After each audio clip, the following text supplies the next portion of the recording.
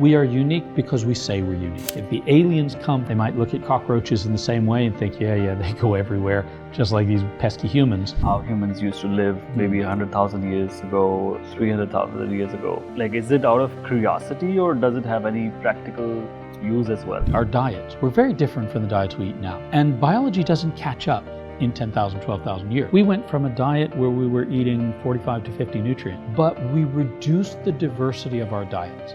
But our bodies didn't adapt to that. That's simply we changed. Other species use tools. Crows use tools. Otters use tools. Language was exclusive to humans. That's what I learned as an undergraduate. Some of these civilizations that surpassed our current progress? I wouldn't think anyone surpassed. We have resources that pyramid builders didn't have. Underneath the skin, everybody is same. You're Homo sapiens ultimately. We are ultimately all Homo sapiens, absolutely.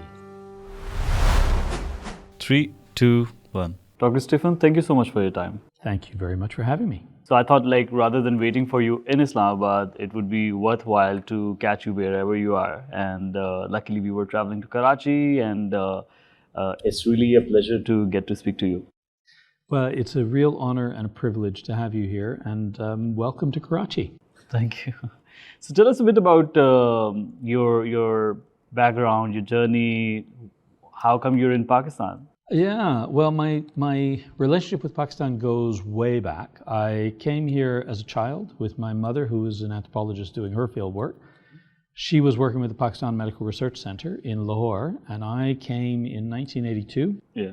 January of 82, I spent a couple of years here going to Lahore American School, learning as many rude words in Punjabi as I could get.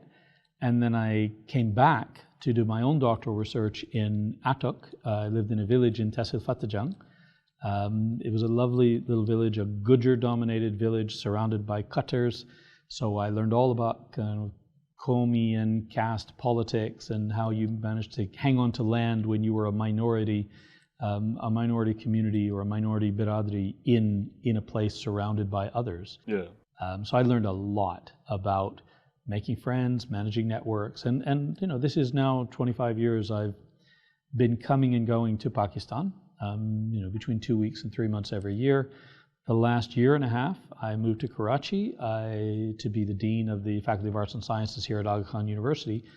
And all of my, Punjabi adopted prejudices of Karachi have had to go by the wayside, because I think this is a fantastic city. Your first impressions of Pakistan? So, first impressions of Pakistan, I remember when I was very early in Pakistan, only been here a couple of days, 3 days, I met this guy who's sort of a friend of someone who was known to me. And we were in a market and he said, Steve, do you want a sandwich? And I said, yeah, I'll have a sandwich. So we went to one of these burgers and, it was a street food burger thing. And when the burger was given to me, I reached in my pocket to pay. And the guy slapped my hand. He was really angry. He said, I didn't ask you if you want to pay for a sandwich.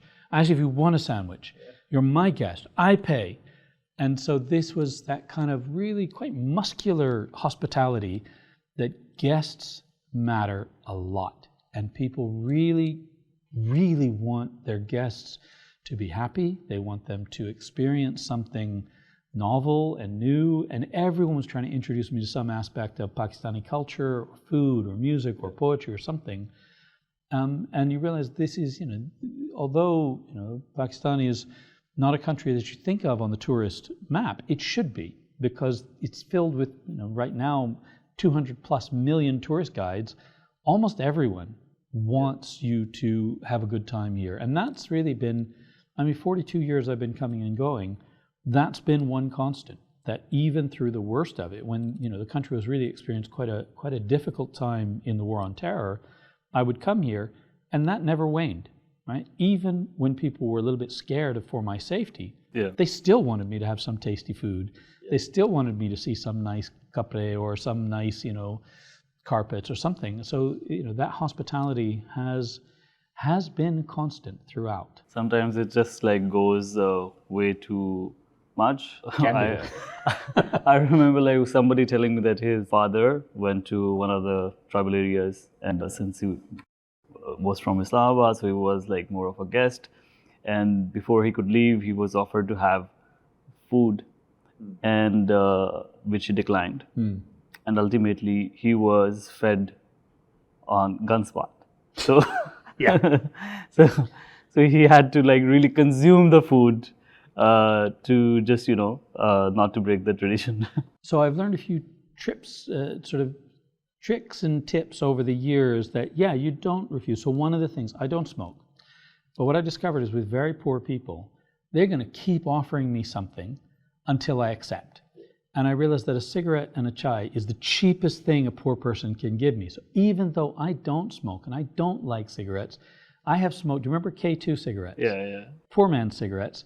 That was the cheapest possible thing that I could take from someone. So I have often found myself drinking a, 5 rupees chai, and I don't know how much an individual K2 cost, but it was not a lot.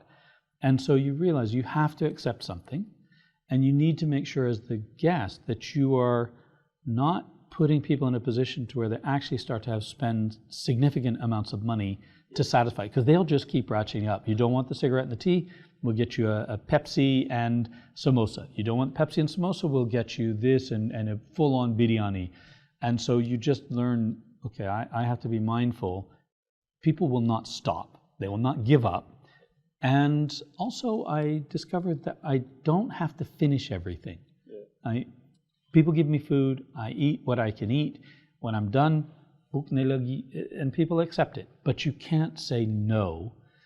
And I think, around the world there's other places like that. I don't think anyone is perhaps as competitive about their mehman nawazi as Pakistan, but everywhere it matters to people. You go to Britain, don't accept your round, don't accept your pint, and people start to think, okay, you're not part of us. And that's what you got to decide is, do I want to be part of this community? Do I want to make friends here? And then you have to abide by the rules that community operates by. So here, accepting food, it matters. And, drinking tea, offering tea, all of these things matter. And refusing them is not just saying, I don't want tea right now. It's saying something else, which is not really what we want to say. And like we were discussing that underneath the skin, everybody is same. We are Homo sapiens ultimately. We are ultimately all Homo sapiens, absolutely. So tell me a bit about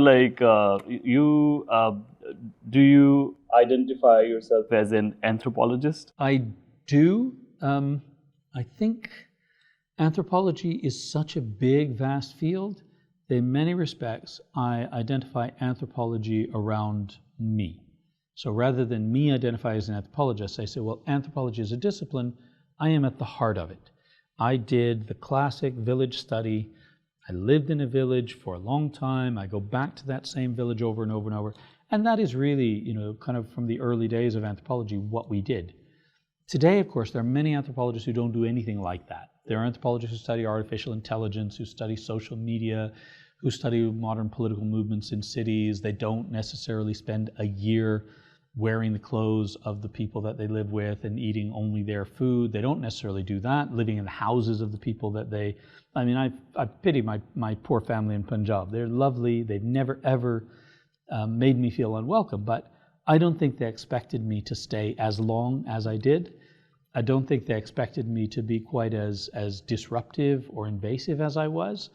I ask lots of, by local standards, pretty inappropriate questions, because I didn't know what was inappropriate or appropriate.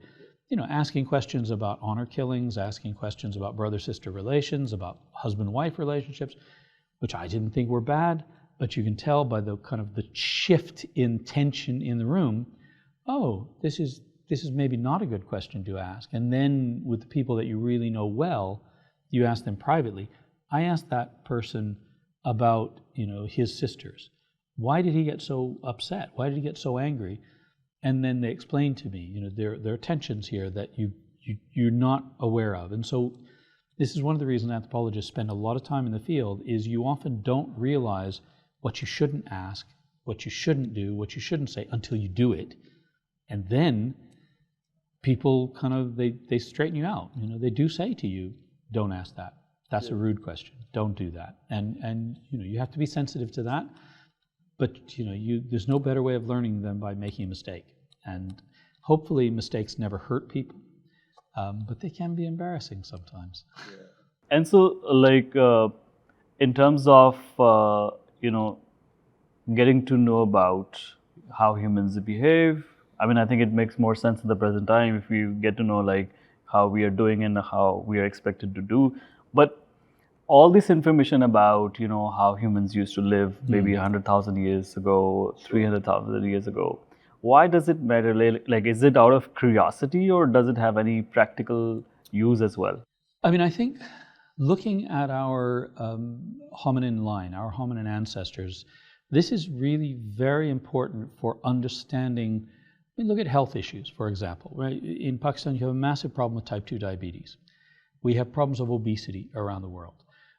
So if we look at our Paleolithic ancestors, right, this is from 3.3 million years ago to about 12,000 years ago, what we evolved to eat, our diets, were very different from the diets we eat now.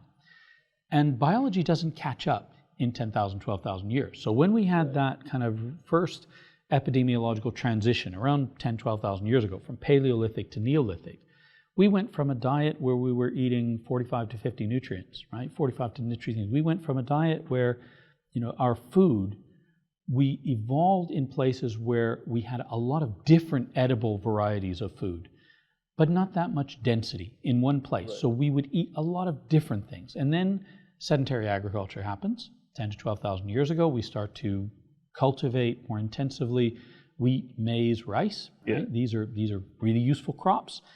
But we reduced the diversity of our diets. But our bodies didn't adapt to that. That's simply we changed. Yeah. So we start to have also different activity patterns. Paleolithic humans, Paleolithic hominins would have spent a great deal of time moving around, foraging.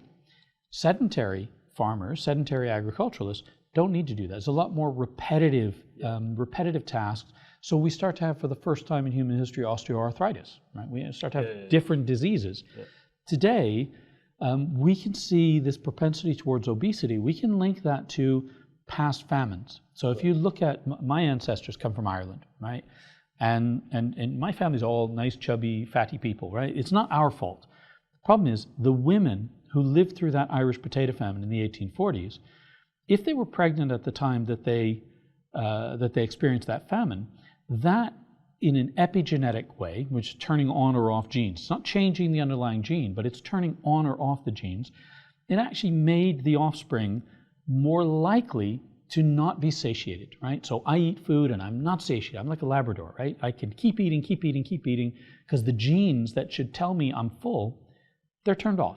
Right. They're turned off because my ancestor experienced a famine. And so what did my body learn? What did my female line, passed on through the female line, what did they learn? They learned, stuff that food down your gullet while you can, because a famine might be coming. It's not conscious, but it is part of that kind of legacy. It's a genetic legacy through an epigenetic transmission. Now, of course, this is all, someone might come along and argue with me and say this is nonsense, but I think the evidence is fairly strong that the trauma of our ancestors is passed on to us either through a direct adaptation, through selective pressure, or through an epigenetic response to some trauma. And so now the incidence of obesity, of type 2 diabetes, cardiovascular disease, our response to stress, right? Think about our Paleolithic ancestors having to sleep in a fairly light way because of predators around. Well, now, so much of the way we live, we're on kind of full-time stress, but there's no life or death stress there. There's no life or death threat. But we have the same stress levels. And so that's not good for our bodies either. So many of the diseases that we are experiencing now, the kind of non-infectious diseases, are these chronic diseases, are probably directly a consequence of the mismatch between our biology and our environment. So that's one way where it actually has a direct application and it matters. Yeah. And so, let's take it a little further. I mean, in terms of, how it all started, because a lot of people wouldn't have any idea what you're talking about. Yes, sure. A lot of people, when I speak to them and I, out of curiosity, I ask them, how old do you think the Earth is? Oh, yes. And they're like, which year is it? 2024? A little older than that. Probably. Yeah. And so what, in your experience, what's the general knowledge out there? Do people really understand how old we are?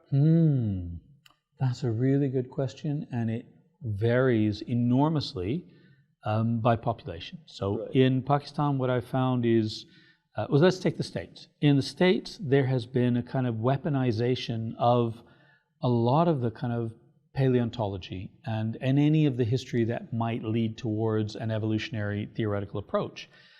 Because unfortunately, some people in religious communities have decided that this is a threat to religious belief. Now, I don't happen to agree with that. I think there is no threat to religious, but I think the two sit side by side quite happily. That, God, being God, can operate however God wants to operate, and if God chooses to operate through selective pressure, through natural selection, through genetic drift, that's how God's going to operate. But some people in the States, in this kind of fundamentalist Christian community, have decided that, the Bible is to be taken literally. The world started 6,000 odd years ago, and anything that challenges that is unacceptable. Now, 50 years ago in Pakistan, I don't think that had any traction at all. Today in Pakistan, there do seem to be some people who have adopted this weird Christian antagonism towards evolutionary theory, and it's very unfortunate. I don't see it widespread here, but it's widespread enough that we don't have nearly as much education in the primary school and secondary school on these matters. So there's an awful lot of people coming through the schools in Pakistan who really have zero awareness of anything, before, say, I don't know, the Mughal era. That's kind of where history starts, and as much as religious knowledge that they have. Yes, and that's an interesting one because I'm not a religious expert, I'm not a theologian of religious studies, but I've worked in Pakistan, so of course I have studied folk beliefs of Islam. I have studied folk practices of Islam, and the people that I have most worked with have fallen into the kind of Barelvi camps, some Deoband, but they go to shrines, they like these urs, they like Qawwali, and I once was giving a talk in Britain, and I was talking about the Chaliswan, this 40-day mourning period after a death, and there were 3 young women from the Middle East who stopped my lecture. It was a lecture for like 100 odd students, and they stopped and they stood up and they said, no, this is un-Islamic. You're not allowed to have 40 days of mourning. You only get 3 days of mourning.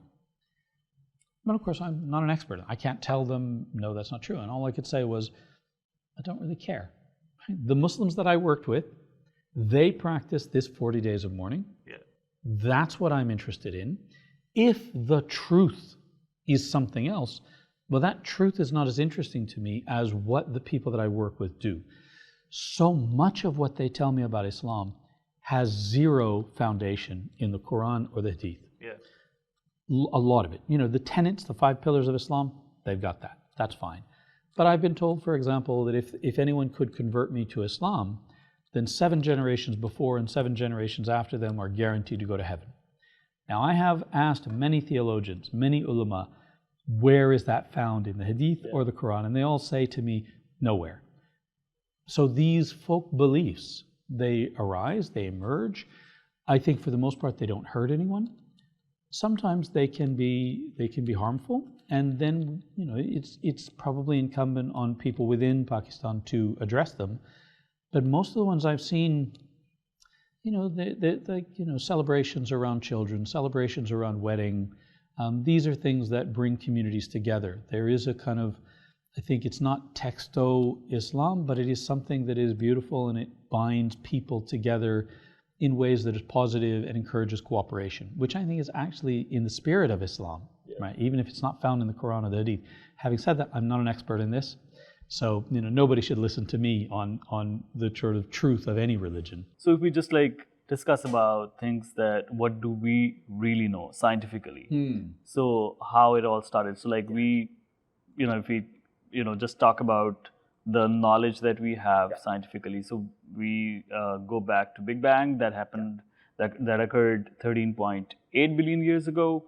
Then we had Earth, maybe 4 or 6 billion years ago, which doesn't mean too much to us.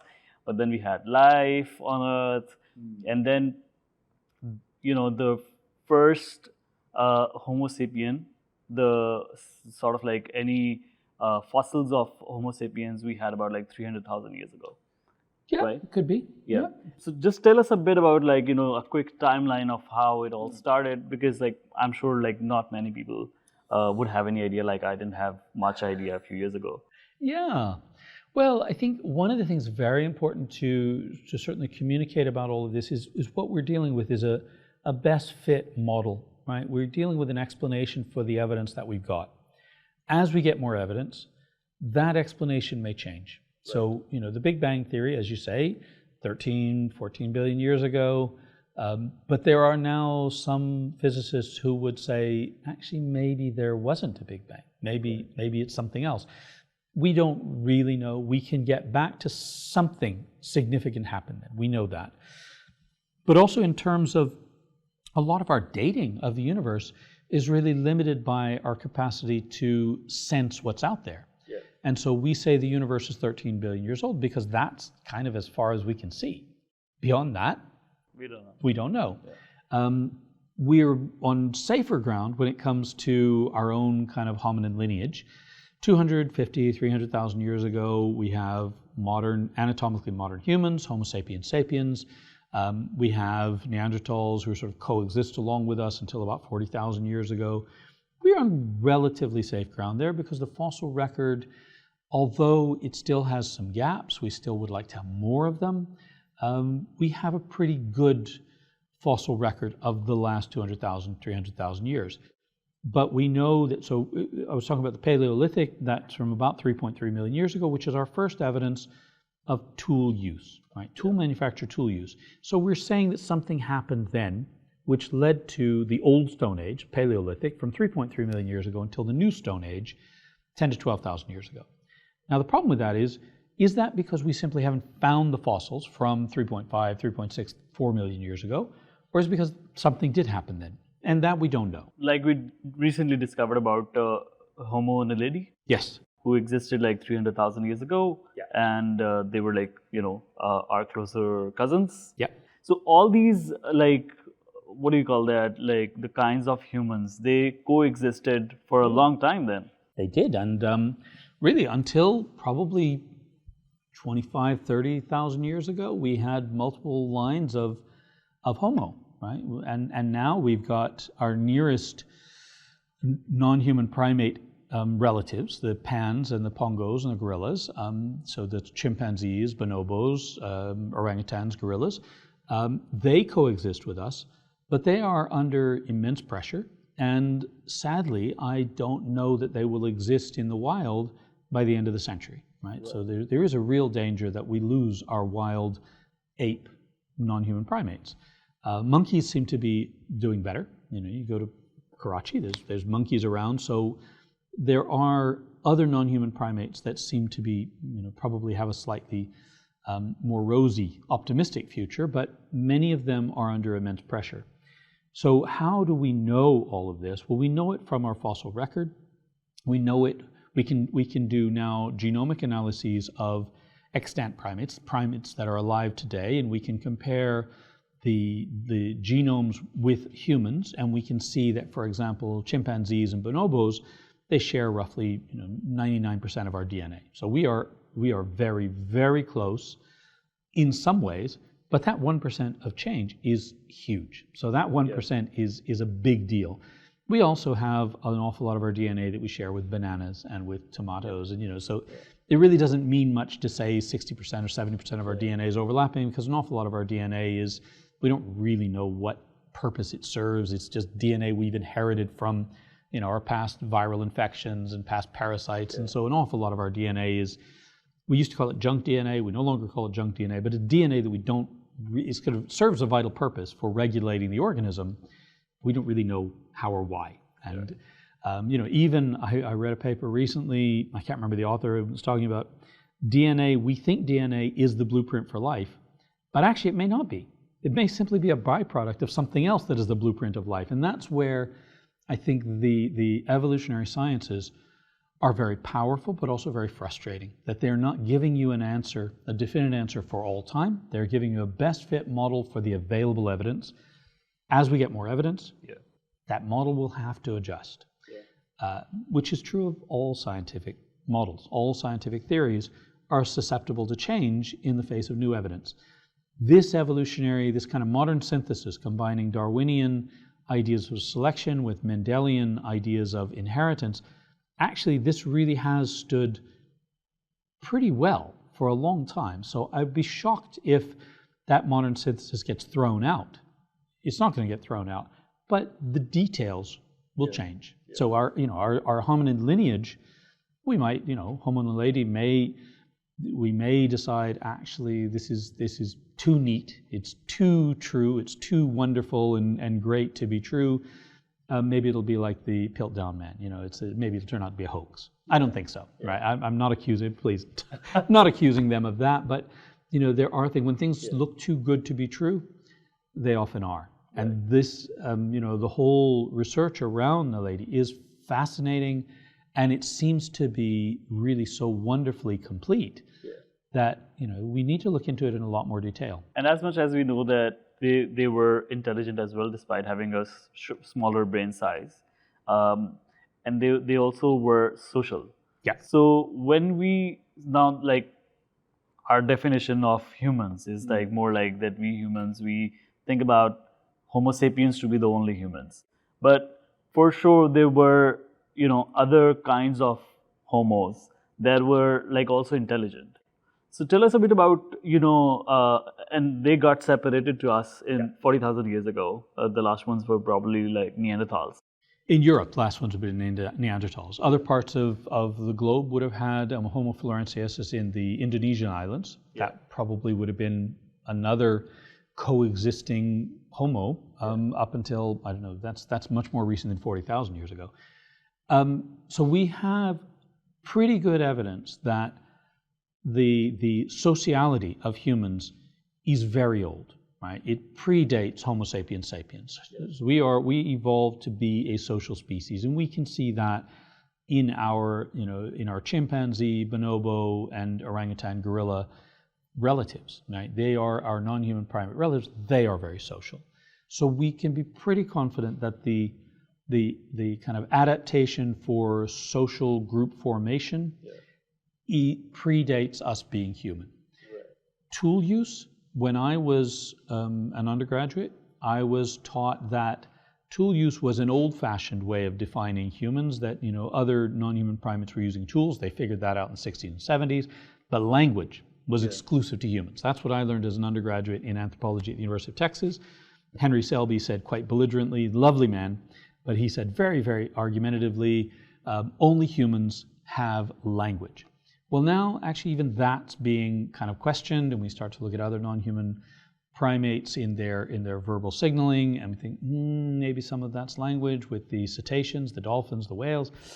Maybe some of that's language, and we just don't understand it. But everything we use to define ourselves as a unique species, the next generation seems to knock out. Right. So what we're left with is we are unique because we say we're unique. Right? This is important to us. We want to be a unique species. And we are a unique species, right? There's no other species that has the kind of built environment that we have. Yeah. So yes, other species use tools. Crows use tools. Otters use tools. None of them use tools the way we use tools. We are an exceptional species. That's not necessarily good, but we are an exceptional species. But what really makes us different from every other species is probably more to do with the way we talk about ourselves and think about ourselves than any objective metric. If the aliens come from Alpha Centauri and look, they may simply see us as yet another species, right? Yeah. Maybe more invasive than others. They might look at cockroaches in the same way and think, yeah, they go everywhere, just like these pesky humans. But they won't probably look at us and think there's something objectively unique. Yeah, right. Yeah. Probably like that's how AI is also going to see us in the near future. We'll get to that. Okay. So I just want to talk about how we got separated to our closer ancestors, Neanderthals, and so we have coexisted them for a very long time, longer actually than the time they have been extinct, because they've existed until 40,000 years ago, and then we had Homo erectus as well. Mm-hmm. And one by one, either we interbred with them or we killed them. Mm-hmm. And one of the reasons, like I was reading in Noah Harari's *Sapiens*, is that one of the reasons we actually probably survived is our ability to socialize better. Is that so? It's one of the hypotheses, and I think there's some reasonable evidence for it. It's really hard to say anything definitively on that. There are people who will argue it quite vigorously. I think Neanderthal were tool users. They were social. There's evidence that they had ritual, which suggests they may have had some religious beliefs. They had funerary rituals. All of that is there. Why they survived, why they didn't survive, and why we did survive, we may simply have been, faster breeders, right? More babies, because we can. Okay, fertility rate globally now appears to be on the decline, or at least slowing down. But for a very long time, humans could really produce babies. We were good at that. And we may not be as good as some other species. You look at some big cats or any cats might produce 5, 6, 7 offspring in a litter. We don't tend to do that, but we can have babies every year and a half, 2 years, 3 years. We can certainly reproduce. Neanderthal may simply not have had that level of fertility. Right. That's one of the things. And despite they were stronger, they had bigger heads, thighs, and we were sort of at a disadvantage. And if it comes one to one, possibly. There's a guy I used to work with in Durham University, Rob Barton, who looks at this evolution of brain development and evolution of cognition. And one of the things he is at pains to kind of repeat is brain size is not a direct correlation with intelligence, right? So it's also the brain architecture that we need to know. How is the brain structured? So our neocortex, we know, is actually very, very important for our social memory, right? How do we organize our relationships? And Robin Dunbar has written at length, and I've been a bit critical of some of what he does, but fundamentally, he's doing something really interesting. He's looking at these particular parts of the brain and how that correlates to social formation and social grouping. And Rob Barton has sort of really, I think, done quite a bit to help us understand that the size of the brain by itself is not telling you very much. You need to know the architecture of the brain. Right. And part of the problem with our fossil record of Neanderthals is there is no soft tissue there. So we don't know the architecture of the brain of Neanderthal. We know the cavity. Bone structure. We know the bone structure. We know how big the volume was. But we don't know, for example, we don't know the neocortex. We can compare neocortices across different primates today, and that tells us something. We can certainly look at animals that have really very primitive brains, like crows, incredibly intelligent, but tiny little brains. But crows can solve problems sort of in 20, 22, 23 steps to solve a problem. These corvids are incredible problem solvers, very, very intelligent, without the benefit of a huge brain. So there's an evolutionary trade-off for brain size and sort of brain efficiency. And what we've seen over the last 3,000 years is actually our brains are getting smaller, right? So our brains are less big than anatomically modern humans of 3,000 years ago. That probably isn't, it probably doesn't mean that we are less intelligent. It probably means that, who knows what it means, but we clearly have figured out how to do some problem solving without the benefit of a big brain, and that's about specialization within the brain. So the brain architecture matters hugely, and that, unfortunately, we can't really know about Neanderthals based on the fossil record. We would need some other way of reconstructing that architecture of the brain in the absence of any remains of soft tissue, which they aren't there. And so the biological changes that occurs in our bodies, that happens over a very long period of time. And so like you mentioned, that agricultural revolution that came about 10,000 years ago. Before that, we were hunters and gatherers. And as we started to grow plants, we also started to develop cities. We became more social, and then our lifestyles changed. Yeah. So although 10,000 years seems to be a long time, but we have spent a lot more time being hunter gatherers. Have we adapted to this new lifestyle? I mean, I would say newer because, like, in comparison, again, it's like nothing to what we have lived before. So I think in evolution, we distinguish between adaptation and adjustment. And so what humans have done is a lot of adjusting. We've changed the way we live, the way we produce food, the way we control our built environment. None of that, or very little of that, has actually required radical physiological adaptation. There is evidence of some physiological adaptation that could have happened. You know, if you have a small population, selective pressures can certainly result in radically different physiology. So Inuit communities have greater fat content in their skin, right, which is allowing them to resist cold more.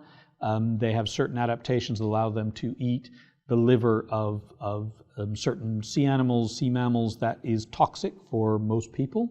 Right. And that's a selective pressure which you can find in a small community where the selective pressure is quite high. If there is a strong negative consequence of not having this adaptation, then everyone who doesn't have that adaptation will die, and you will see very quickly that that adaptation will spread very quickly. In a place like India, Pakistan, China, you don't have that because the population's huge. And so what you find with a very big population is you don't see traits just completely drop off. You see that actually the traits can continue because even if it's a little bit maladaptive, even if it's not that advantageous, you live long enough to reproduce. I mean, look, in Pakistan, you have an awful lot of cousin marriage. One of the consequences of cousin marriage, which we know, is increased incidence of albinism and cleft palate. Well, you know, if a smaller population, you would expect those traits to disappear because those people would die. But actually in Pakistan, you don't see those traits disappearing because people live long enough to reproduce. They may die younger, but they're not dying before they reproduce. And you have this repeated, very close genetic marriages. And I'm not knocking it because there are evolutionary trade-offs for all of this, and the advantages of cousin marriage in terms of political relations between households and consolidation of wealth, which protects the longevity of the khandan and the biradri, they're undeniable, right? But the congenital problems that can come from that repeated close cousin marriage are also undeniable. And this is what really, I think what evolutionary scientists have been trying to get the message home is, it's not that there is one good way of being a human, it's that everything we do, there is an evolutionary trade-off. So yes, right, sedentary agriculture introduced different kinds of diseases to us because our biology mismatches our environment. But would I rather be a forager, or would I rather have my smartphone and fly around the world? I know which one I'd rather have, even though I know that my back pain, my osteoarthritis, I don't have diabetes, but my cardiovascular, all of that, I might not have if I was living my good old-fashioned Paleolithic lifestyle. Right. But then I would maybe die at 40, 45, 50. Now, as an individual, I might live a very long time in poorer health, but I'll keep living. And so that is the evolutionary trade. And I've had children, so actually I'm irrelevant from an evolutionary standpoint. I don't matter anymore. My children are grown. They're fine. They haven't yet reproduced. I suppose I need to wait for them to reproduce. Then I'm truly obsolete and I can just disappear. That's evolution. But we are not just driven by evolution, right? We also care about our quality of life. And so we choose things that may not be completely aligned with our biology, but our adjustments have made them advantageous. So I won't go too much into detail in discussing some of potential missing chapters from human history. Okay. Because like that would require another day and another conversation. Well, and I probably am not the right person to do that anyway. I don't know what I don't know. Right. But do you think, like, when you sort of like get to learn about a lot of these theories or like counter narratives where we discuss, or where we wonder how things like the great pyramids of Egypt and many other Stonehenges and many other architectural marvels were built, when we sort of like we have an understanding that probably we were not as civilized as we are today. But if you think practically, even with the modern machinery, we may not be able to produce another pyramids of Giza, right? So So what do you think, like in your practice or the sort of like your own quest to get to the core of some of the subjects? Do you believe that there were truly like some of these civilizations that surpassed our current progress? I wouldn't think anyone surpassed, but I wouldn't put them on a kind of value ranking. I think that if you look at, for example, in this country, look at houses built 100 years ago. They don't need air conditioning, right? Thick walls, big eaves, they're designed for this extreme heat. The building we're sitting in now, without air conditioning, without carbon fuel, we would be dead, right? We could not survive in this building without air conditioning. We would, we've got a hermetically sealed building. We're not allowed to open the windows. Without AC, we simply would be too uncomfortable to stay here, and we might be a risk to our life. Traditional architecture in this country was designed, it emerged in this environment, and it was adjusted to the extreme heats that we see.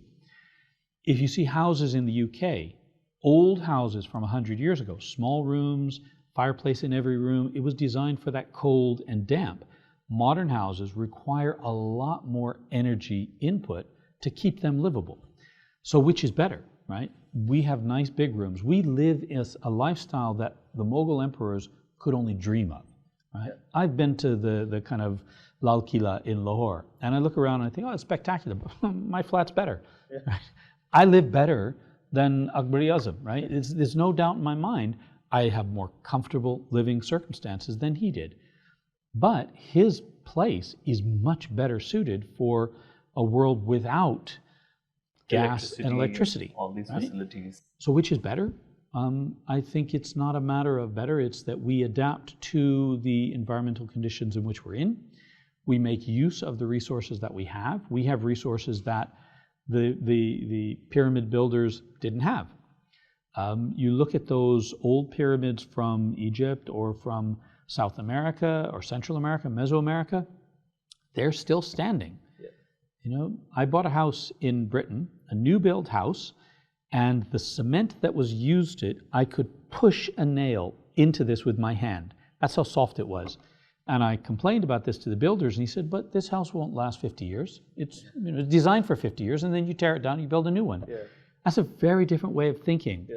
He's not thinking that he wants his house to be still here in 3,000 years. Yeah. That's not even in his imagination. He's thinking, no, you write it off after 50 years, wipe that one out, yeah. Build a new one. Yeah. That's modern built environment. Yeah. The modern built environment is not designed to last thousands of years. Yeah. So out of curiosity, I was like just checking that if pyramids are like 5,000 years old. So what exactly is going to last in the next 5,000 years? Then I thought about like some of the current infrastructures that we have, the man-made structures, and so I asked ChatGPT about it. Okay. And the answer I got was like the pyramids of Giza. Yeah. They have lasted 5,000 years, and they are most likely going to last another 5,000 years. So yeah, I think like we haven't thought about like that long to build structures that can last that long. Well, and it's not our goal, right? So this is the thing: is if you say to builders, if we were to say to the government of Pakistan, build us a university in Islamabad, flagship university, not Quaid-e-Azam, which is built of concrete, which we know is going to collapse. It's fine, but it will not last 5,000 years. But if you say to them, we need a building that will still be here in 5,000 years, I think they could do it. But would they want to? What would be the incentive to build something that would last 5,000 years? Yeah. If you're a pharaoh and you are trying to make a statement about your own divinity, then you are saying something. You have an entire state at your disposal to manifest your personal kind of belief that you are divine.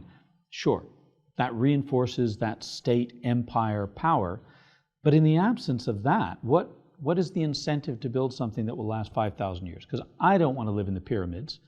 I liked my new build house. Okay, we didn't stay that long because I looked at it and thought, okay, 10 years in, that's enough. But still, I see the house that we're in now, the house that my wife and I have in London now, is about 100, 200 years old, right? And it's still solid.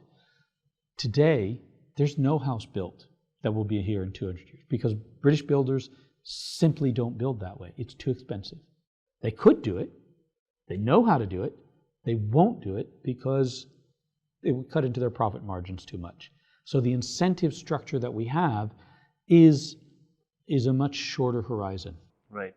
And so you talked about how humans are good at adaptation and, whatever the circumstances we are thrown into, we still survive. And that's probably true for life in general as well.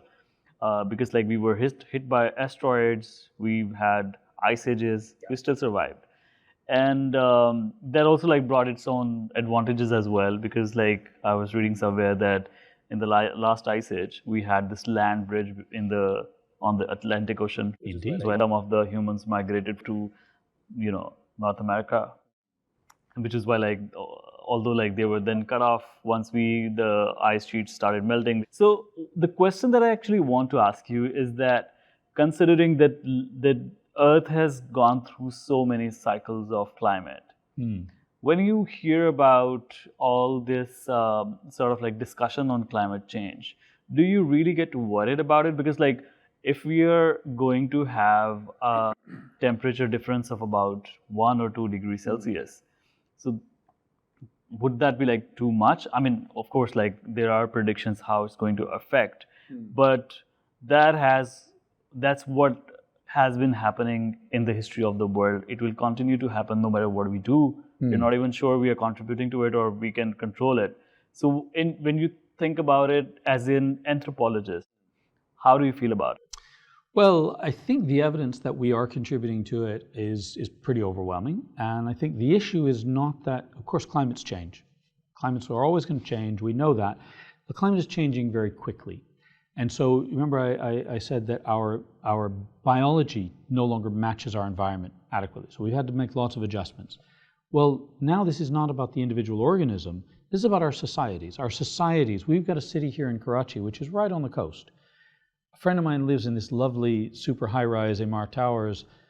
I look at that thing and I think 2050, is that still going to be here? Is that going to be underwater? So it's, yes, humans will still be here by the end of the century. I have no doubt about that. But the society that they will live in, I think, will not look like the society that we live in.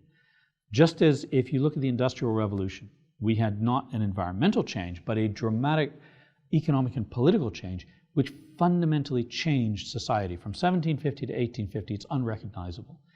Just radically different. And I think we were living through that level of radical transformation of society. And what comes through at the other side by the end of the century may be fairer, more equitable, more just. It may be a better society, but it will be very different. It also may be a kind of Mad Max dystopia. They're both possible. So, when we look at the trying to maintain sea level rise to 1.5 degrees, which we're not going to do, it's not the 1.5 degrees that matters. It's the effect that has on the flows of heat, the heat circulation around the planet. And so we are now experiencing an extraordinary heat wave in Karachi. The last time we had this in 2022, this was followed by the worst floods in Pakistan's history. Around the world, we are seeing storms are more serious. Storms of the century are now happening every 3 or 4 years. So it's not that we can't survive, it's that we can survive, but we are having to react to and adjust to the kind of erratic, more severe storms, more severe weather conditions than we have had to adapt to in the past. In the past, we would have had to do it, but not every 2 or 3 years. Now, if you think that the floods of 2010 in Pakistan were supposed to be a once-in-a-lifetime flood, again, we had them. Then in 2022, we had them again, and 2022 was worse than anything that's ever happened before. If we have in 2024 floods that are worse than 2022, what? There was about 1,700 people dead, 13,000 people badly injured, 33 million people displaced, 10 to 12% of the country literally underwater, more than a third of districts badly affected. We can't do that every 2 years. Right? California might be able to afford that every 2 years. Right. Pakistan can't. So this isn't just an issue of environment and climate disasters. It's also an issue of governance. We have to adapt our governance to the frequency of more severe storms. And that, sadly, is where I'm seeing a lot of the governments around the world, and I'm not picking on Pakistan here, but governments around the world not taking this very seriously, saying, oh, it's okay, we've got private insurance to deal with that. Fine, but at some point private insurance is going to collapse. If they have to pay out on massive floods and massive forest fires and extreme heat every year or every 2 years or every 3 years, they simply won't be sustainable. So we do have to take it seriously. We do have to think about how we adapt. One of the things that I suspect by 2100 we may be looking at is this whole kind of national borders that we are clinging to now, all the America first and Britain first parties and France first and Italy first, all these people who want to close their borders simply may not be viable. I mean, it may be a completely counterproductive strategy. I mean, think about World War II. European migrants were accepted in Syria. 2014, 2015, Syrian, not migrants, refugees, European refugees were accepted in Syria, and that saved an awful lot of European refugees. 2014, 2015, Syrian refugees needed a place to go, and apart from Germany, massive resistance to refugees flowing in. One of the things I've always been very impressed with by Pakistan is, yes, there's problems with the refugees that have come into Pakistan, but Pakistan accepted millions of refugees at a time when the rest of the world was actually shutting their borders to those refugees. Right. I think we are going to have tens of millions of climate refugees over the next century. It's just beyond the point where we can prevent that now. If we have tens of millions of climate refugees in Pakistan, do they all come to Karachi? Right. So we have a city of maybe 22, 23 million. Is it going to be a city of 40 million? The infrastructure is not coping well with 22 million. There's not enough water to adequately provide for everyone here. I was down at the Malir River not too long ago, and I saw someone go down, fish out water from the Malir River, and drink from it. And I'm thinking, no, that's not fit for human consumption. So that tells me that there is a massive pressure on this city now. We can't take another 10 million people, right? Not easily. I'm not saying we can't do it, but it requires a change in governance. And I'm not saying a change in government. I'm saying a change in the way we govern, a change in the way we think about how resources get distributed and about accountability. How is accountability in government going to happen? If we fetishize elections and democracy, fine, that's one way of accountability, but if it's not resulting in accountability, then maybe that's not what we need to think about. We need to think about genuine accountability. How do the people who are responsible for governing, how do they actually account for the resources that they're controlling? That I think will change, and I think it will change as a consequence of climate change, because that climate change is definitely here. One can argue about aspects of how much humans are responsible for it. At this point, that's a kind of a non-starter. We don't need to worry about that. It's definitely already here. We definitely have passed several tipping points. We're not going to get the Paris Accords or the Rio Accords. None of those climate targets are going to be met, right? We now are dealing with adaptation, adjustment to much more frequent storms, much more frequent weather conditions. I mean, as I say, Karachi is now experiencing an extreme heat wave. Extreme heat in places like Karachi leads to tens of thousands of excess deaths. So, okay, we got a lot of people here. That's probably a small percentage, but for every single household where there's one of those deaths, that can be devastating, right? That may be the lone income earner for that household. So we have a problem that is just cascadingly worse with every one of these events. So by end of this century, let's say, so we have this, the climate is probably like going to change. Despite of our efforts, it's still, we can probably slow it down, but still the change is going to occur, right? We can't, there is a possibility of mitigating some aspects of it. And part of it is, climate modeling is very difficult. Right. So it makes a huge difference whether it's the North Polar ice caps that melt first or the South Polar ice caps melt. Because whichever one of those melts first, if it's the North Polar ice caps, then we've got the majority of the world's population living in the northern hemisphere. Sea level rise is going to hit them first. So where do they go, right? Do they go south? Do they go inland? If it's the southern polar ice caps that hit first, well, that's less populated. The southern hemisphere is less populated, so it will be a different kind of adjustment. We know the adjustments are going to be necessary, but we don't yet know exactly how this is going to play out. And you have the things like El Nino effects, which are not necessarily, they're not just a matter of climate change. El Nino will happen with or without climate change. But if El Nino happens and it adds to the climate change, it makes it worse, then we have worse monsoons, worse heat waves, and we have it up and down the coast of California and of course the Indian Ocean.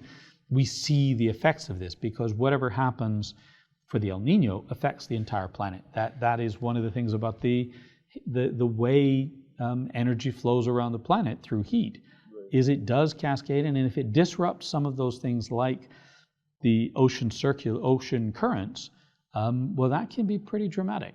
So what do you think about the recent changes that we have seen, maybe like in last 10, 15 years, the rise of social media and more globalization, a lot of languages are shrinking. What does that mean to, how we operate as a society, how cultures are formed? Do you think by end of this century, yes, the climate is not going to be same as we have now, but there's a likelihood that we may have a population collapse as well. We as humans, now that we see, a lot of languages, again, they're shrinking, and rise of AI as well. What sort of world do you think that we'll be living in by end of this century? Well, we are living through one of the great kind of species extinction collapses in history, right? There's been a few of them. And when they happen, when you have mass numbers of species go extinct, it does change, right? So our biodiversity is being reduced, and that's going to affect us.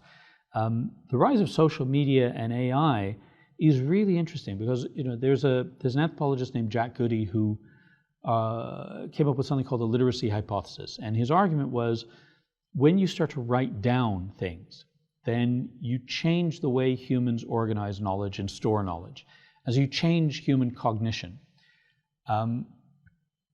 If you look at the technologies over the years that have brought about fundamental changes to society or to human cognition, they've been pretty profound, and they haven't looked all that profound at the beginning. You see in the Andes, those knots, the way they communicate by knots. In the kind of Mesopotamia, the little cuneiform clay writing, these things may not have seemed so revolutionary at the time, but they gave rise to empires. That without writing, without record keeping, it's not possible to maintain states.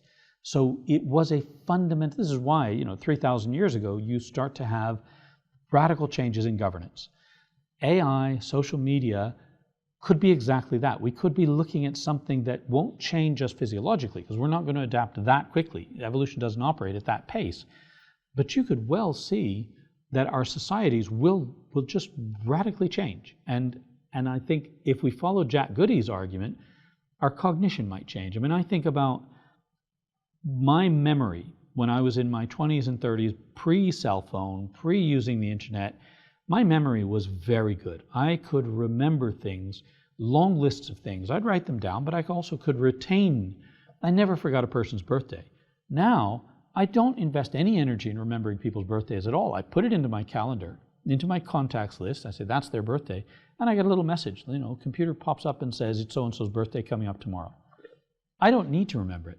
And so is my brain no longer capable of remembering those birthdays? Or is that, again, one of those evolutionary trade-offs that I stop putting the energy into retaining memories and birthdays because I don't need it? Because now I've got an external brain that provides me with a lot of information. I have a phone that gives me my calendar events. So I knew you were coming today, not only because we corresponded, but also because in my calendar, little thing popped up and said, don't forget, you've got this interesting podcast to participate in tonight. That may be changing the way humans store and organize knowledge. Certainly, our propensity to believe stuff on the basis of really not credible evidence seems to be pretty boundless, right? If COVID taught us anything, is that human beings will believe just about any bit of nonsense that is thrown at them. If it comes in TikTok, if it comes into the fancy dance, then the number of my students and my colleagues that I had to kind of step back and say, no, that's not what COVID is. That's not what masks do. That's not what vaccines do, because misinformation was flying fast and furious. We see reports about election interference. We see reports about, people have always voted against their own interests, right? As a class, that's just what humans do. But it's bizarrely frequent now. Some of the people who run for office today, you think they would have been laughed out of the room even just 20 years ago.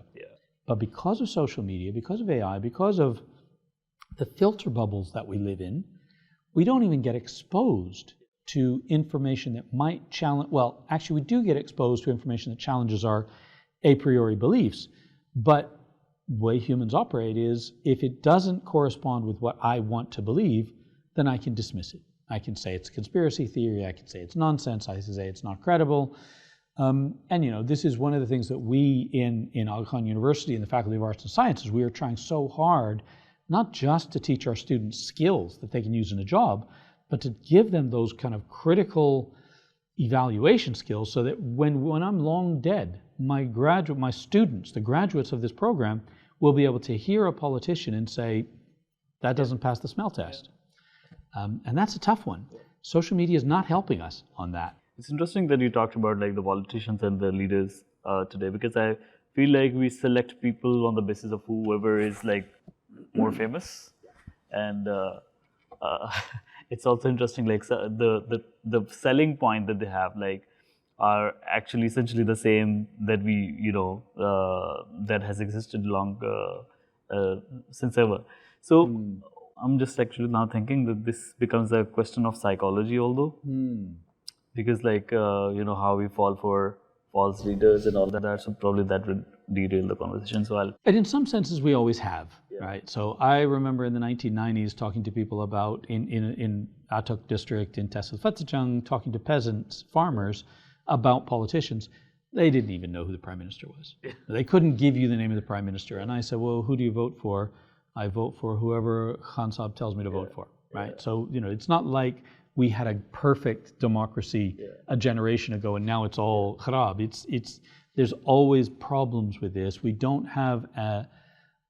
haven't invested enough in education to where people... As an anthropologist, what do you think about democracy? As you mentioned that things have been changing and we humans adapt to new things. Do you think that democracy itself is like a concept that has existed for some time now, and probably it worked better maybe 100 years ago or 50 years ago, but we need to sort of reimagine the ways of our governance, keeping that in mind, the way we live now? So democracy, I am committed to democracy. I do think democracy is our kind of the least worst of all the options. But I think democracy coupled with this unrestricted ability to accumulate wealth and control media through your wealth, those don't go together, right? If we have a media that is completely open to purchase by the wealthiest people, then it's going to be difficult to have a fair democracy. If we go back 100 years in the United States, politics were utterly corrupt, right? Tammany Hall, the kind of Louisiana politics, Boston politics, these were utterly corrupt. Chicago was not known for one person, one vote. These were not good examples of democracy. What happened after World War II, something extraordinary happened, and we started to have, I don't want to give too much credit to any one person, but someone like Eisenhower, who recognized the dangers of allowing too much concentration of power in one group of oligarchical hands. And so that got more broken up. And as did, people like Teddy Roosevelt also recognized the dangers of monopoly, broke up a lot of these monopolies. And here we have now the tech companies, which are controlling way more than just a tech company. right? Groups like Google and Facebook. Now, I'm a proper Apple fanboy. I love everything about Apple. But Apple has too much influence on the world. When Apple could actually they could have bailed out Greece many times over in the Greek crisis. That tells you Apple's got too much money, right? There's a problem there. So how do you have a fair democracy when we don't have a fair media, when we don't have a media that can be trusted, when we have a media that all has an agenda? Increasingly in the US, it's appalling how partisan every single one of those news channels is. The UK, and I know everyone's critical of the BBC, but there is something where the BBC is trying to be more balanced. So I'm a believer in the BBC license fee and all of that. And they're not perfect either. But when you have the media moguls who can basically bombard us with information that is partisan, that is biased, how can we then have a good democracy? Because I mean, frankly, I don't understand how elections have happened. And when I see the polls, in the US, because of the electoral college system, all of these polls are irrelevant. There's only polls that matter about a dozen states, and inside those dozen states, it's a handful of swing constituencies. That's it. That's the only polls that matter. California doesn't matter. We know California's going to vote one way. We know Texas is going to vote one way. Forget them. They're irrelevant. What matters is Pennsylvania, Georgia, Ohio, Wisconsin. It's no longer that kind of democracy, if it ever was. It certainly is not a democracy that is reflective of the view of the public. It's a democracy that is manipulated and controlled by very, very rich people. So I don't see how we continue with our democratic institutions without getting on top of that pretty obscene accumulation of wealth in ever fewer hands, while ever more people are left completely outside of that. And when you think about like some of the solutions that we could have, so like again, the concentration of power, that was a problem. Now that we have a system which sort of like tried to have more division of power, people have figured out the loopholes in that.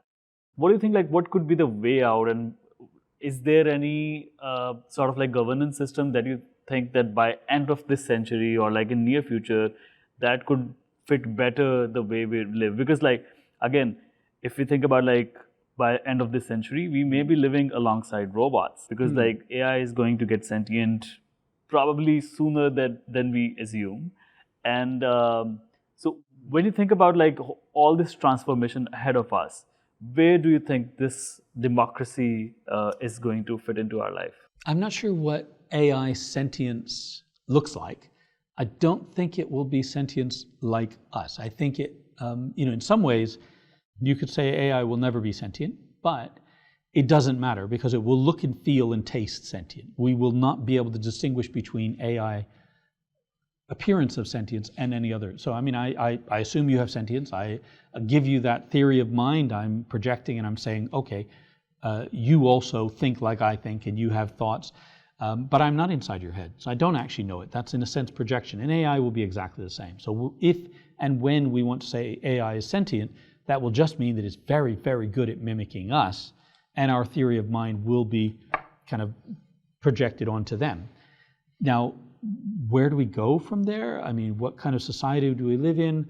We're already living alongside AI. We're already, in so many ways, dependent on AI. And, I know that, Elon Musk has said this could be catastrophically bad. He's also said that he thinks the odds are it won't be. The odds are it will be good, but there are pathways which are not good. And I think that's true. There are pathways where this could be really bad. But I remember a book by Frank Webster written in mid-90s where he basically poured cold water on all of the kind of hyperbolic forecasting about information society and information economies, basically saying, no, none of this stuff is really... So Daniel Bell wrote a book in the 70s that the information economy is going to radically change us. We're going to be a post-manufacturing world. And Frank Webster said, no, we're not. We're just as dependent on manufacturing as we ever were. It's just we're not doing it anymore. Right. Now we let China and India and Indonesia do the manufacturing. But we in the West are just as dependent. Our capitalism depends as much on manufacturing as it ever did, just we don't do it. So that's a big shift. Now, I think that is still going to be the case, that an awful lot of the things that we see that are different won't be as different as we think. there is a kind of an industry that is geared around making it look different, like making it a hyperbolic, radical revolution. But when it comes right down to it, there are many areas where I think AI will be extremely beneficial, right? AI could be exactly the kind of democratizing tool that offsets some of the global inequalities that we see now. Right. I went to a PhD, I did my PhD in the UK. I benefited from a one-on-one relationship with a supervisor that lasted several years. That man read every word I wrote. He gave me detailed feedback. Now, as we scale up, it's no longer possible to have that kind of PhD relationship. But AI can fill that role, right? So I now use AI, I teach my students to use AI, not to write their essays for them, but to fill in that gap of your critical friend who will read your work and say, this doesn't make sense, this doesn't make sense. And that's something that we in British universities enjoyed for a very long time. And Pakistani universities have not had that benefit because the scale was just too big. And working in not a native English, not a native language. If I had to do a PhD in Urdu, I'd be in trouble. I would need an AI tool to help me. Or I would need a very good supervisor who could go through line by line and help me improve my Urdu enough that I could do it. So AI could be a real democratizer. Could also be just a kind of reproducer of all the racism and sexism and classism that we see in society today. Yeah. Right? Black That's people. primarily because like the data that we feed into it, so it trains on the basis of that. And the data that we are already feeding them, it might be like already, filled with prejudice. Oh, we've already seen it, right? We've already seen it, right? We've already seen that AI reproduces so much of the bias against African Americans in terms of mortgages and bank loans because it goes by things like postcode, right? It uses postcode as a proxy for other things. Well, what we know about postcode, what we know about so many of these so-called proxies which are meant to be objective, they actually are implicitly bringing in sexist and racist assumptions about the world in through the back door. So we can hold our hand up and say, no, it's computer says yes or no on objective criteria, but if those objective criteria are themselves a consequence of entrenched discrimination, structural inequalities, then we are reproducing that. And that can be addressed, but with machine learning, one of the problems is we don't know how the machine is doing it anymore. We can't easily unpack the algorithms that the machine has produced because it's not a simple algorithm. It's a very complex algorithmic relationship between the data that are fed in and the results that are spat out. And it's great, it's wonderful, it's exciting. If you're in the fields of AI, it's incredibly, vibrant and dynamic. But AI specialists can't tell you what's going on inside. They can't tell you how did this bot, this AI agent engine take this data set, this mass big data set, and turn it into this outcome.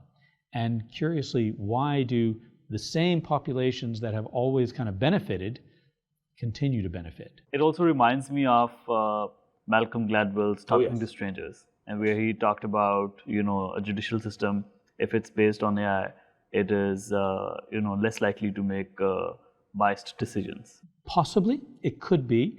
But one of the things we've seen is that judges themselves do, of course, make biased decisions.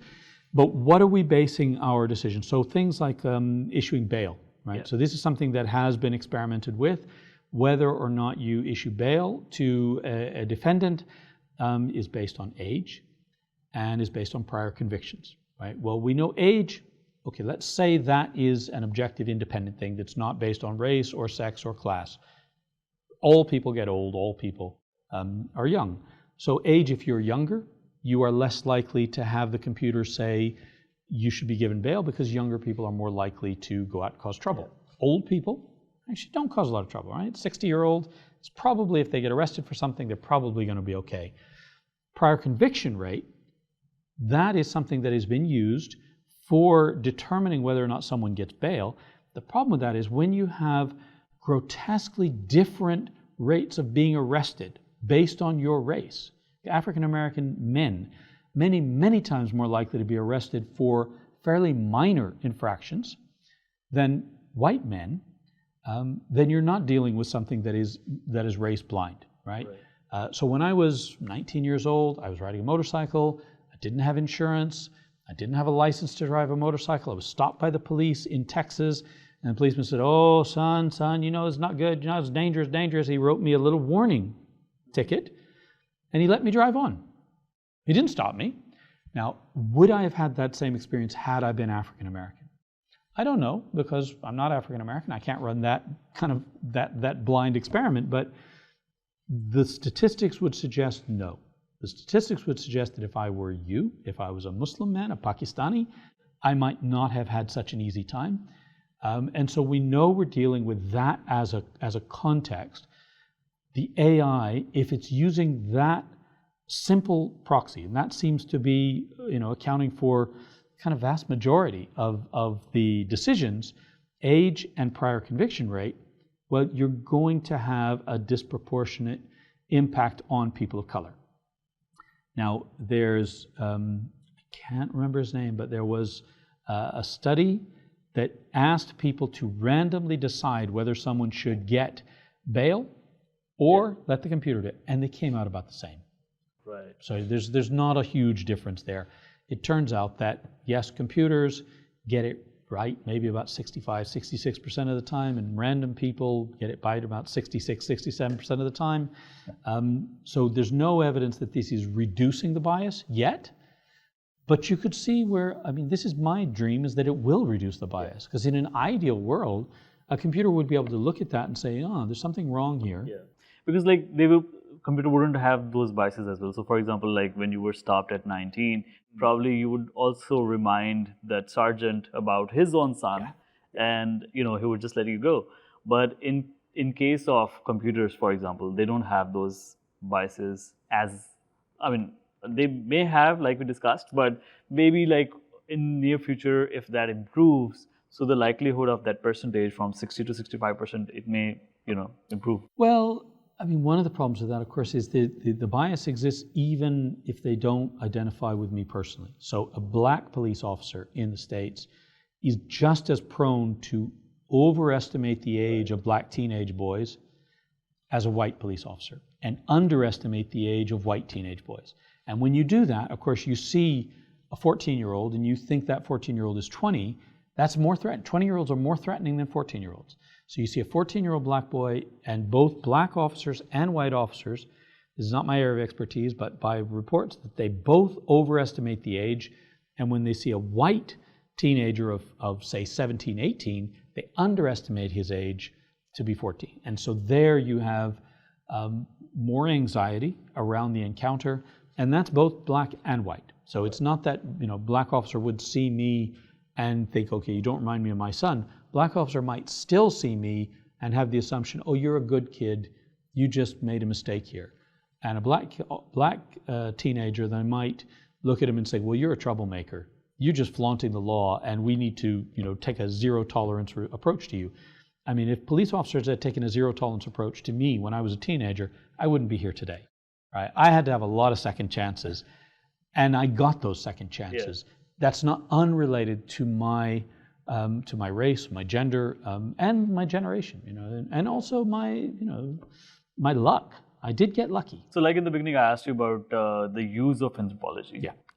Tell us a bit about how anthropology can, and the knowledge that we get through the studies, it can help in the development projects that we get. So again, like there are, in particular Pakistan's case, there has been like so many developmental areas. We have been working on education. Climate is a priority as well, and many other areas as well. So how this knowledge that we have on your area of expertise, which is anthropology, can help the development programs, and it can sort of like support the work that we do? I think this is an excellent question, because it's one that is very near to my heart. The reason I went to do a PhD, believe it or not, was to make a positive contribution to Pakistan. I owed so much to this country. I wanted to be part of helping it to overcome some of the challenges.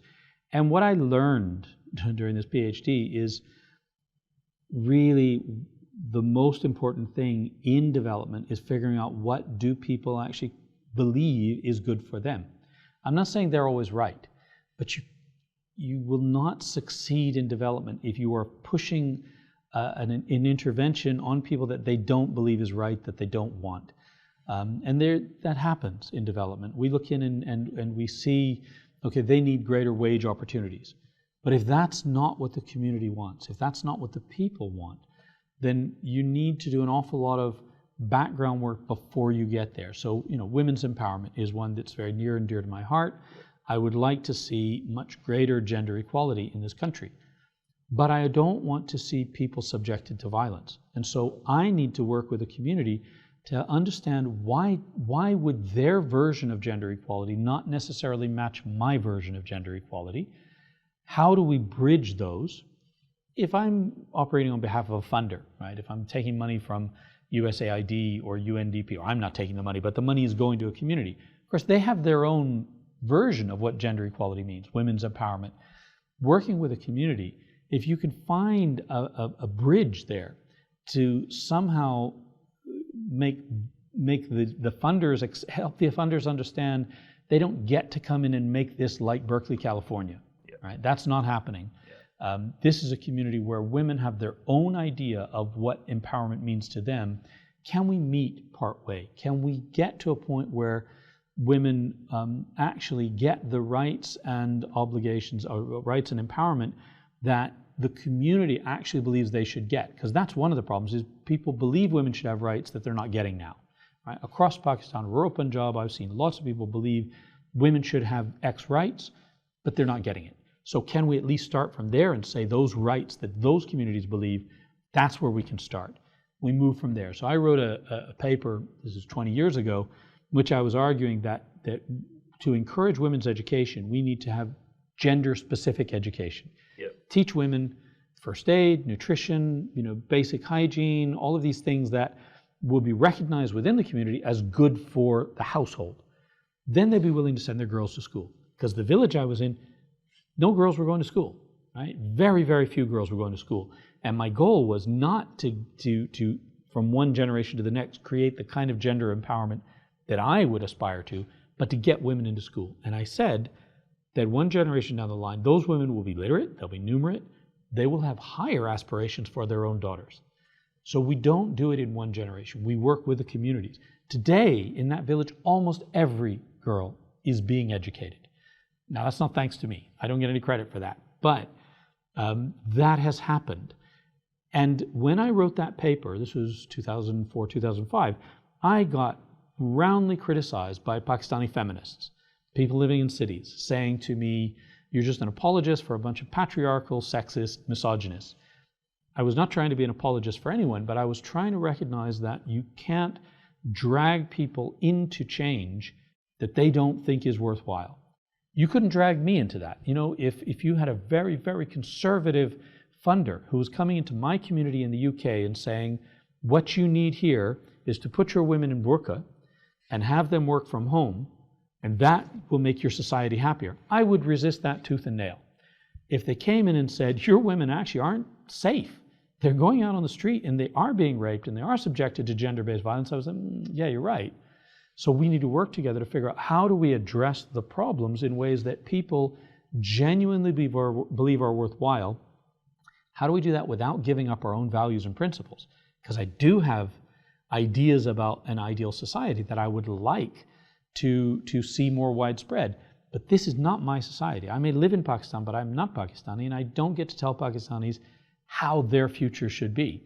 So instead, what I think I should do is work with Pakistanis, work with the people in my program, all of my students in the arts and sciences program, work with the people, my friends in the village, to try and understand what is the ideal world for them, where do they want to go, translate that to the funders to help them understand how that may be a stepping stone in the direction that they also want to go, may also not be a stepping stone in that direction, but it's kind of that bridge between people who have a very ethnocentric version of how the world should be with people who have a very local, also ethnocentric, but it's a local version of how the world should be.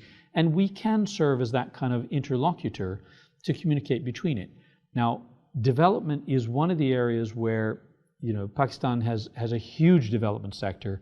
Most development projects don't really achieve what they're after, right? If they did, we wouldn't have however many millions of people there are in Kachiabadi in Karachi. We wouldn't have urban poor. We wouldn't have hunger. We wouldn't have malnutrition. We wouldn't have really quite horrible stunting. All of these things are curable. They are fixable. But development doesn't seem to do it. Development doesn't build in its own obsolescence. Development, this is the Ferguson and Gupta's argument, is that development basically breeds a very nice lifestyle for people in the development sector, and it disincentivizes them from actually eradicating poverty and actually tackling the problems in a sustainable way. You think ideal development should be 5 to 10 years, and then you're out of a job. Then you move on to the next place. But that community, problem solved. So that's an area where I think anthropologists could actually make they are making a positive contribution. The problem is we often say things that funders don't want to hear, that actually local communities don't particularly want to hear, because we are going in, we recognize communities don't speak with one voice. The village that I lived in, there's lots of competing visions of how the world should be. And it's hard to reconcile when, you've got one group saying this, one group saying that, and it's not just about different vested household interests, but also increasingly women are vocal in what they want, which may be at odds with what the men want. And so what an anthropologist can do is help everyone understand the range of opinion, the consensus that may exist, how widespread that consensus is. And that's something that we do. And I think that's something that we can do more effectively than most, because we are, right from the beginning, trying to suspend the external value judgment on a society and trying to understand society from within its own terms. Doesn't mean we always like it, but we try and understand it, and that makes it more possible for us to communicate that to others. I also feel sometimes like the development programs that we have in the country, they're, they try to sort of like replicate a lot of things that are happening in the other country, but, to have knowledge about what's happening on the grassroots, that always helps to sort of like, plan things forward. Tell me the best advice that you have ever heard. The best advice. I actually have a very, very good. When I was, I was finished my undergraduate degree, and I was considering doing a PhD, an MA and a PhD, and I wasn't going to go into anthropology because my mother's an anthropologist, my stepfather's an anthropologist, my father's a folklorist, and I wasn't going to do it. And I was walking through the parking lot of the university where my mother and stepfather worked. And one of the senior professors there, he saw me and he called me over and he said, "Steve, why are you not doing anthropology in the graduate program?" And I said, my parents are all anthropologists. And he started poking me in the chest and he said, "Never let pride get in the way of what you really want to do." Yeah. And it was, I went home, I slept on it, I woke up and I thought, he's right. The only thing that's stopping me from doing graduate studies in anthropology is because I didn't want to be a Nepo baby. And I just thought, well, I'll never be able to kind of be respected on my own terms. And okay, maybe that has happened. Maybe there are plenty of people who would say Steve wouldn't be where he is if his parents hadn't been anthropologists, if he wasn't a second generation anthropologist. But that was pride, because this job I love. This has been the most fulfilling occupation, career I could imagine. And if I had let pride stop me from that, I think that would have been a tragedy, really. Yeah. So love what you do what you love. Yes, exactly. So, and what's your favorite book? Favorite book is actually very problematic for me because it's The Education of Little Tree. It's by a guy named Forrest Carter. It's a brilliant book. It's a beautiful book. It's a book, speaks to my heart because it's a North Georgia kind of Appalachian hillbilly story about this guy who's coming from a sort of half Cherokee family, and Cherokee culture is sort of, in little ways, is kind of all through Appalachia. And so the way he's brought up, it reminds me so much of my grandmother and the stories I heard growing up. And then I discovered, about 50, I used to give this book to everyone. I used to buy it, I could never keep it, and I would give it to somebody else. And then I discovered about 10, 15 years ago, this guy was a raging white supremacist, supporter of the Ku Klux Klan, and he donated lots of money to maintain segregation in the Deep South. And I thought, I can never buy another copy of this book in my life. I love this book. It's so beautiful. How could this beautiful book be written by such an unpleasant ogre of a human being. And it is one of the dilemmas I think Gen Z is really reconciling with, is horrible people can do beautiful things. This is one of my favorite books, and I have not bought a copy in 15 years because as soon as I saw that, I thought, I don't know what his descendants will do with the copyright, but I cannot let my money go into a white supremacist agenda. But it's a brilliant book. So if you ever get a pirated copy, read it. Stephen, thank you so much for your time. It was a pleasure talking to you. Thank you. And I'm sure like a lot of things that you have talked about, a lot of people will benefit from that. Well, some people might disagree with me, so I'm ready for the hate to flood in on the social media. But thank you so much. It was a real pleasure talking to you. Thank you. And I hope you join us soon again. I hope I will. Let me know whenever you're in Islamabad. I will do. Promise. Thank you. Thank you.